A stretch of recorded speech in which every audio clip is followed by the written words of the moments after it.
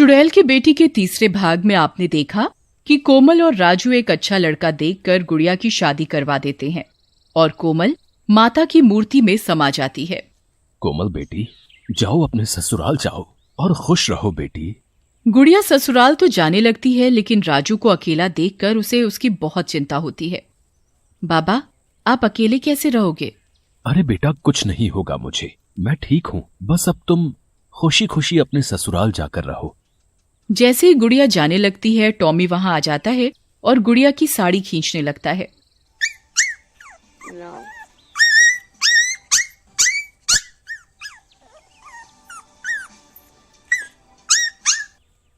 गुड़िया उसे प्यार करने लगती है।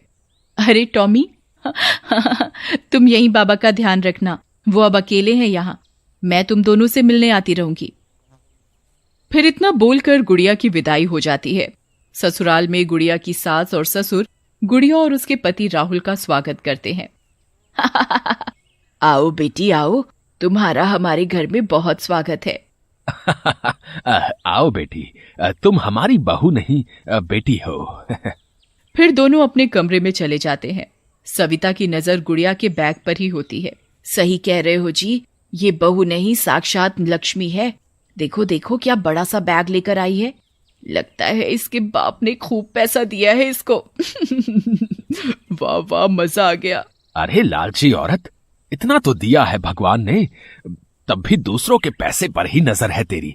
भगवान से थोड़ा डर। जाओ जी, रहने दो, आपको क्या पता सब पैसों से ही होता है। इतना सोना हीरे पहन के तो मर भी जाऊं तो कोई गम नहीं। ऐसा बोलकर सविता वहां से चली जाती है। कुछ दिन तो सविता गुड़िया से प्यार से बात करती है। फिर एक दिन गुड़िया अपने मायके जाती है और जब वापस आती है तो अरे आ गई तुम। लाओ, क्या लाई हो? गुड़िया के पिता राजू ने उसे एक लिफाफा दिया होता है जिसमें पैसे होते हैं। उसे सविता गुड़िया के हाथों से ले लेती है और उसे अपने कमरे में जाकर खोलती है तो उसमें पैसे होते हैं। लो जी, इसके बाप के पास इतना पैसा है, लेकिन देखो तो क्या लेकर आई है, हुन। जेठालाल को सविता का बर्ताव बहुत बुरा लगता है। फिर कुछ दिन निकलते ही राजू बहुत बीमार हो जाता है। गुड़िया, तुम्हारे पिताजी की तबीयत बहुत खराब है, जाओ कुछ दिन वहां रहने चली जाओ। अरे वाह, तो यहाँ का सारा काम कौन करेगा? ये महारानी वहां चली जाएगी तो जाओ, सारा घर का काम पड़ा है, करो जाकर, कहीं जाने की कोई जरूरत नहीं। माची, मुझे जाने दो, मेरे बाबा की तबीयत बहुत खराब है। पर सविता उसकी एक नहीं सुनती। अगले दिन टॉमी गुड़िया के ससुराल आता है और जोर जोर से भौंकने लगता है।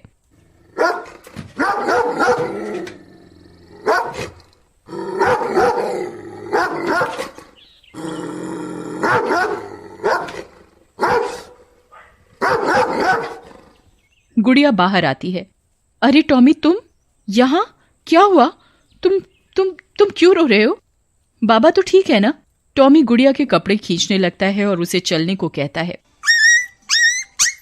राहुल और गुड़िया जब घर पहुंचते हैं तो देखते हैं कि राजू वहां मरा पड़ा है। गांव के लोग वहां इकट्ठा होते हैं।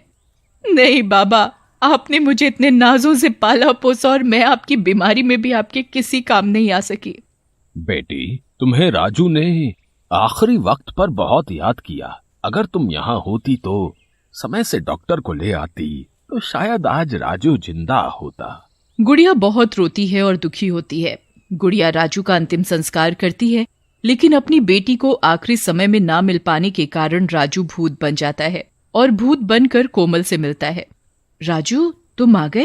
हाँ, पर कोमल, मेरी जान तो अभी भी अपनी गुड़िया बेटी में ही अटकी है। मैं मरते समय उसी से मिलने को तड़पता रहा। मुझे लगता है उसे ससुराल में कोई परेशानी है। कुछ दिन ऐसे ही बीत जाते हैं और गुड़िया माँ बनने वाली होती है। वो टॉमी को भी अपने साथ ही ले आती है, लेकिन सविता का अत्याचार गुड़िया पर बढ़ता ही जाता है। गुड़िया बहुत दुखी होती है। अभी तक रोना धोना बंद नहीं हुआ? तेरे बाप को मरे अब कितना समय हो गया? गुड़िया बहुत रोती है और कमरे में जाकर अपने माँ बाबा की फोटो निकाल कर रोने लगती है। माँ बाबा, आपने मुझे पाला पोसा और मैं आपके किसी काम ना आ सकी। मैंने अपनी सास की सेवा माँ की तरह की, पर फिर भी वो मुझसे कभी भी खुश नहीं होती, तो मैं क्या करूं? माँ, तुम ही बताओ। आज मुझे तुम्हारी बहुत याद आ रही है माँ। उसे ऐसा दुखी देखकर मर चुके कोमल और राजू की आत्मा भी दुखी होती है और आसमान से सब कुछ देख रहे होते हैं। वहीं दूसरी तरफ, अरे जेठालाल जी, बस एक बार ये गुड़िया मुझे पोता दे दे, सारी जायदाद अपने पोते के नाम करा लूंगी, और अगर इसने लड़की पैदा की तो इस गुड़िया को खत्म कर दूंगी, ताकि इसके बाप की सारी जायदाद मेरे बेटे राहुल की हो जाए। अरे भगवान से डर लालची औरत, वैसे भी तो सब तेरे बच्चों का ही है कल को। राजू, ये हमारी बेटी के साथ तो बहुत गलत हो रहा है। हे माता रानी, अच्छे लोगों के साथ अच्छा ही होता है ना, फिर मेरी बेटी के साथ गलत क्यों? कोमल, तुमने तो मरकर भी अपनी बेटी की रक्षा की थी, आज फिर से तुम्हारी बेटी को तुम्हारी जरूरत है। जाओ कोमल, जाओ। कोमल को गुस्सा आ जाता है और वो चुड़ैल का भयंकर रूप ले लेती है। माँ, मुझे शक्ति दो कि मैं एक बार फिर से अपनी बेटी की रक्षा कर सकूं। फिर चुड़ैल गुड़िया के सामने आकर खड़ी हो जाती है। गुड़िया, मेरी बच्ची, बस कर, रो मत, देख मैं आ गई। माँ, तुम आ गई माँ। गुड़िया कोमल के गले लग जाती है। बस, अब तुम्हें रोने की कोई जरूरत नहीं। अत्याचार करना और सहना दोनों ही पाप हैं, और मैं ऐसा नहीं होने दूंगी। तुम्हारी सास की नजर हमारी जायदाद पर है। जो मेरे साथ हुआ वो मैं तुम्हारे साथ बिल्कुल नहीं होने दूंगी। अरे कहाँ मर गई, खाना ले आ। तू इसका खाना ला, उसमें तड़का मैं लगाऊंगी आज। नहीं माँ, रहने दो, ये ठीक नहीं। नहीं बेटी, तुम्हें नहीं पता, लेकिन मेरी सास ने भी मेरी इस अच्छाई का फायदा उठाकर मार डाला था मुझे, और अब ये भी यही करेगी। मैं इसके इरादे सुन चुकी हूँ। गुड़िया का मन नहीं मानता और वो पूरी ईमानदारी से अपनी सास को खाना देने जाती है।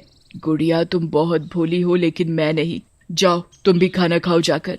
गुड़िया खाना खाने चली जाती है और चुड़ैल सविता के कमरे में जाती है और अदृश्य रूप में उसकी खाने की थाली को उसके आगे से उठा लेती है। अरे मर गई रे भूत! अरे राहुल के पापा, यहाँ आओ, देखो ये थाली हवा में उड़ रही है जी। अरे कोई है, बचाओ। जेठालाल सविता की बात सुनकर कमरे में आता है।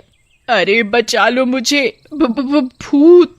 अरे यहाँ तो कोई नहीं है, क्या हुआ? नहीं, मेरे खाने की थाली हवा में उड़ रही थी अभी। क्या कहती हो? अब मुझे तो ऐसा कुछ नहीं दिख रहा। वो तो रखी है थाली तुम्हारी, पूरा का पूरा खाना पेल गई हो, मोटी हो रही हो।